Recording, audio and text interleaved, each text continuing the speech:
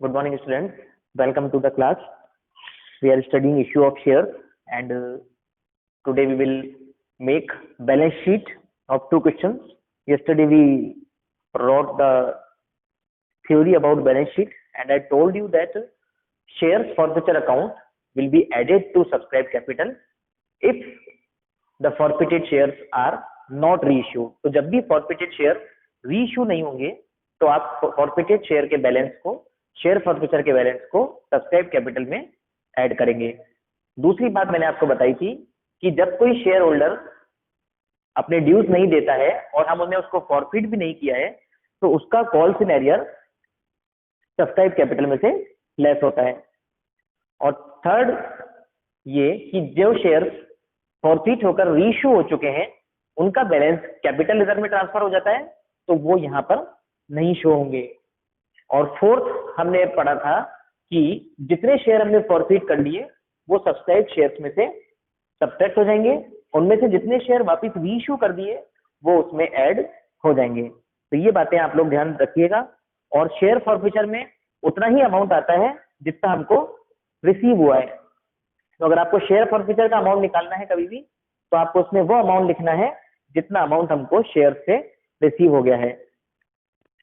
So today we will do question number 35. I am reading the question.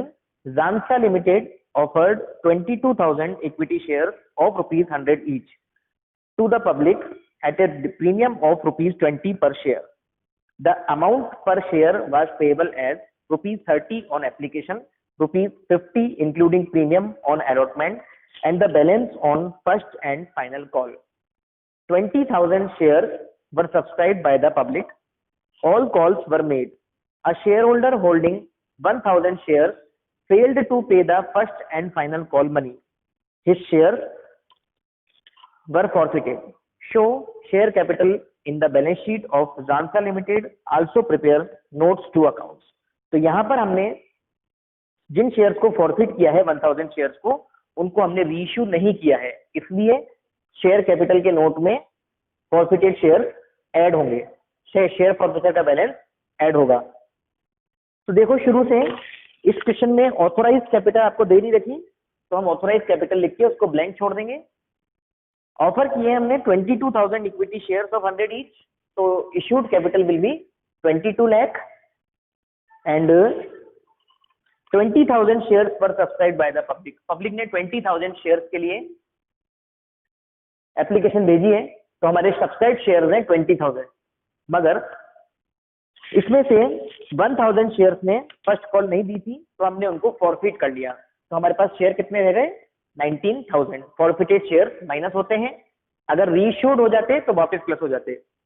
इस question में reissue नहीं है तो हमारी सब्सक्राइब कैपिटल आएगी बिफोर शेयर फॉरफिचर 19 लाख।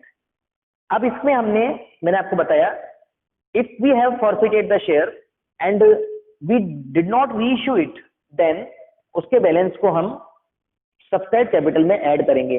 तो we have 1000 shares which are forfeited but these are not reissued, तो उनके बैलेंस को हम शेयर कैपिटल में सब्सक्राइब कैपिटल में ऐड करेंगे।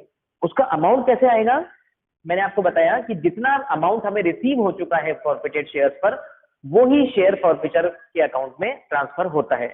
तो इस क्वेश्चन में हमने 30 रुपीज एप्लीकेशन पे ड्यू करे हैं और 50 रुपीज प्रीमियम मिलाकर अलॉटमेंट में है। मैंने आपको बताया था कि शेयर फॉरफिचर में सिर्फ फेस वैल्यू आती है, प्रीमियम नहीं आता है। तो इस क्वेश्चन में हमने एप्लीकेशन रिसीव कर लिया है पब्लिक से इन शेयर से और अलॉटमेंट भी रिसीव कर लिया है। अलॉटमेंट में से हम प्रीमियम को हटा देंगे। 50 रुपीज का अलॉटमेंट है, 20 रुपीज उसके अंदर प्रीमियम इंक्लूड है। सो बिफोर प्रीमियम या एक्सक्लूडिंग प्रीमियम अलॉटमेंट का अमाउंट कितना है 30। तो इसका मतलब हमको 100 रुपीज के शेयर्स में से अभी तक पब्लिक से 60 रुपीज मिले हैं। इस शेयर से 60 रुपीज मिले हैं जिसको हम फॉरफिट कर लेंगे। तो कौन सा अमाउंट आएगा शेयर फॉरफिचर में, जो अमाउंट हमको पब्लिक से रिसीव हो गया आउट ऑफ फेस वैल्यू। तो फेस वैल्यू से अभी तक हमको इससे सिर्फ 60 रुपीज रिसीव हुए हैं तो इसका शेयर फॉरफिचर का बैलेंस आएगा 60,000। फिर इन दोनों को प्लस करके हम बैलेंस शीट में शो कर देंगे 19,60,000। इस क्वेश्चन में हमने इनका एरियर माइनस क्यों नहीं करा, क्योंकि जिस शेयर पे एरियर था उसको हमने फॉरफिट कर लिया है।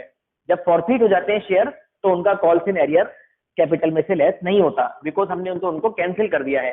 तो यहाँ पर 19,60,000 आएगा। और इस क्वेश्चन में हमको प्रीमियम रिसीव हुआ है सभी शेयर से, ऑल शेयर्स आर 20,000, तो 20,000 मल्टीप्लाई बाय 3, 60,000 आपका रिजर्व एंड सरप्लस में आएगा, सिक्योरिटी प्रीमियम रिजर्व। इसके बाद क्वेश्चन नंबर 36 भी सेम है, जो कि आपका होमवर्क है। क्वेश्चन नंबर 37 देखिए आप। On 1 April 2014 Blue Haven Limited was form with an authorized capital of rupees 20 lakh divided into 2 lakh equity shares of rupees 10 each। ये हमारे ऑथोराइज कैपिटल है, तो हम इसको ऑथोराइज कैपिटल में शो कर देंगे। 2 lakh equity shares of rupees 10 each, rupees 20 lakh authorise capital में आ जाएगा।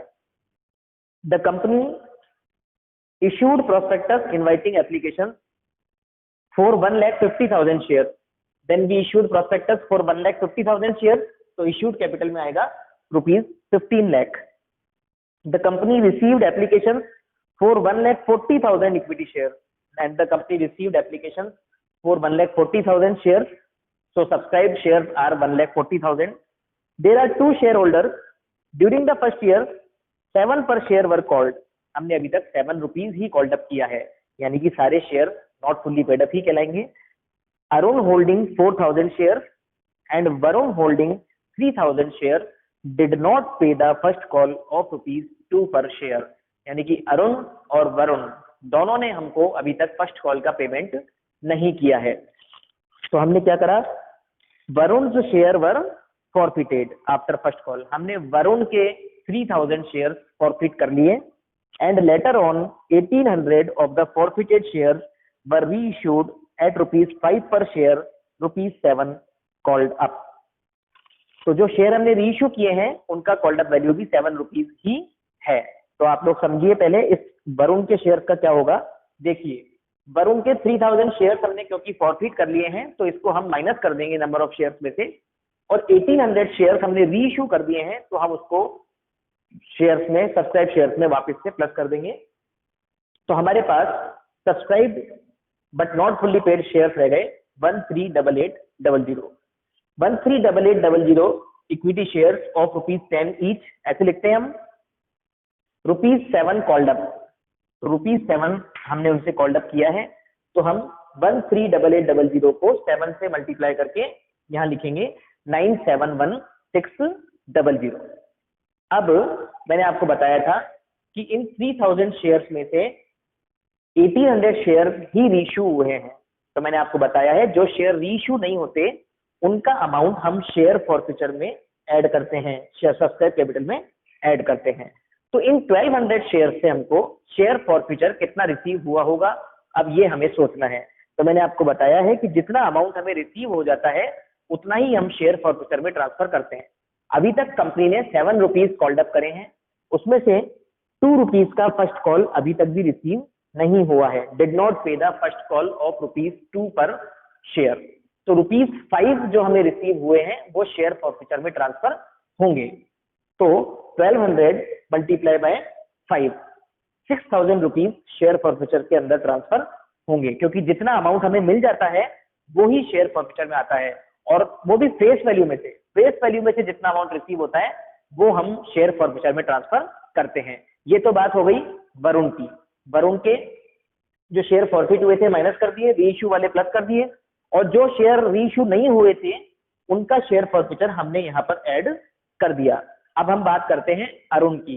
अरुण के पास 4,000 शेयर थे, जिसमें से उन्होंने सेकंड कॉल, फर्स्ट कॉल 2 रुपए की नहीं दी, उनको हमने फॉरफिट नहीं करा।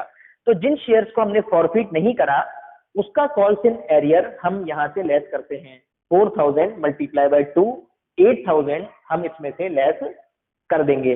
तो ये सॉल्यूशन आएगा 963600। इसमें शेयर फॉरफिचर का 6,000 ऐड कर देंगे, तो 969600 हमारा शेयर कैपिटल अकाउंट के अंदर शो हो जाएगा। So this is the solution of question number 37। तो इस क्वेश्चन से हमारे सारे पॉइंट्स क्लियर हो गए हैं कि जितने शेयर फॉरफिट होते हैं उसको माइनस कर दो, रीइश्यूड शेयर को प्लस कर दो, और जो शेयर रीइश्यू नहीं हुए उसका बैलेंस इसमें ऐड हो जाएगा शेयर फॉरफिचर में। Share forfeiture 1,200 multiply by 5 rupees क्या है, अमाउंट रिसीव्ड ऑन शेयर। ठीक है। और जो शेयर हमने फॉरफिट नहीं करे मगर उन पे एरियर है, जैसे कि अरुण, उसके 4000 शेयर्स का एरियर हम यहाँ से माइनस कर देंगे। इस तरह से ये क्वेश्चन होता है।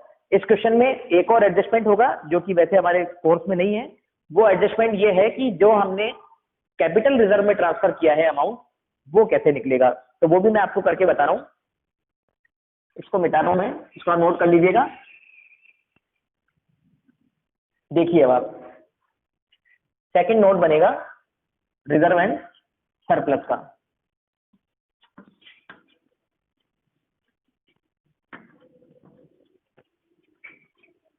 हम लोग जानते हैं कि रिजर्व एंड सरप्लस में सारे रिजर्व और सिक्योरिटी प्रीमियम आता है। इस क्वेश्चन में सिक्योरिटी प्रीमियम नहीं है, मगर हमने जितने शेयर रीइश्यू किए हैं उसका शेयर फॉरफीचर का बैलेंस कैपिटल रिजर्व अकाउंट में ट्रांसफर होगा।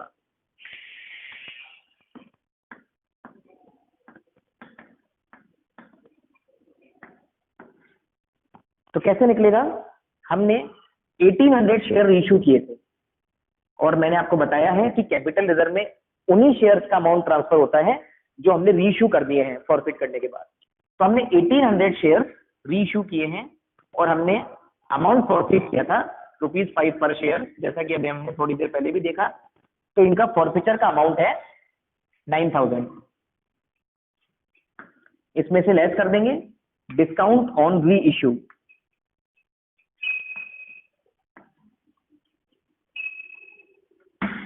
डिस्काउंट ऑन री इश्यू निकालने का तरीका है, हमने इसको री इश्यू करा है 7 कॉल्ड अप ₹5 पर शेयर में। तो डिस्काउंट ऑन री इश्यू कितना हो गया? 2। तो 2 मल्टीप्लाई 1800, 3600 हम इसमें से लेस कर देंगे। तो हमारा शेयर कैपिटल रिजर्व का बैलेंस आ जाएगा 5400। इस तरह से कैपिटल रिजर्व को भी हम रिजर्व एंड सरप्लस में शो कर सकते हैं। ठीक है। आपको क्वेश्चन नंबर मैंने आज होमवर्क दिया है, एक तो डेविड लिमिटेड वाला जिसकी बैलेंस शीट बनानी है, क्वेश्चन नंबर 36। क्वेश्चन नंबर 38 आपको करना है सूर्या लिमिटेड, जिसमें आपको फॉरफिटेड शेयर्स का लेजर बनाना है और बैलेंस शीट बनानी है। एंट्रीज आपको आती हैं, आप लोग करिएगा। एंड क्वेश्चन नंबर 39 भी आपका होमवर्क है। और क्वेश्चन नंबर 40, 41, 42 मैं आपको पहले ही होमवर्क में दे चुका हूँ। 43 जो पालीवाल एक्सपोर्ट्स लिमिटेड है, ये आपका होमवर्क है। और हम कल से करेंगे forfeiture of share issued at premium. Okay, have a good day, thank you.